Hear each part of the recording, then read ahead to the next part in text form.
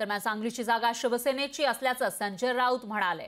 तुमच्या कार्यकर्त्यांची समजूत काढा असा सल्ला राऊतांनी काँग्रेसला दिलाय। कार्यकर्त्यांच्या भावना तीव्र होतात आणि इशारे खपून घेणार नाही असं सुद्धा संजय राऊत यांनी म्हटलेलं आहे। काँग्रेस प्रदेशाध्यक्ष नाना पटोले यांनी राऊतांना प्रत्युत्तर दिल्याचं पाहायला मिळतं। एकीकडे संजय राऊत यांनी काँग्रेसला सल्ला दिलेला आहे तर दुसरीकडे काँग्रेसचे प्रदेशाध्यक्ष नाना पटोले यांनी राऊतांना प्रत्युत्तर दिलंय।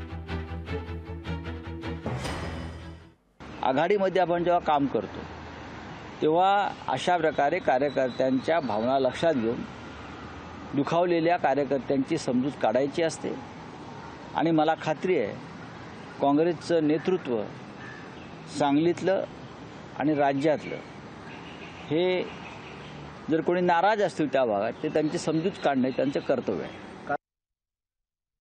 आम्ही सांगितलंय ना, त्यांनी नंतर सांगितलं, मी त्यांच्या नेत्यांच्या समोर पहिले सांगितलेलं आहे। त्याच्यामुळे ही भूमिका त्यांनी समजून घेतली पाहिजे असंच आहे। आम्हाला काय इशारा देण्याचा आहे? कोणाला इशारा काँग्रेसवाले कोणाचा समजतात नाही, आम्ही जनतेचाच फक्त इशारा समजतो।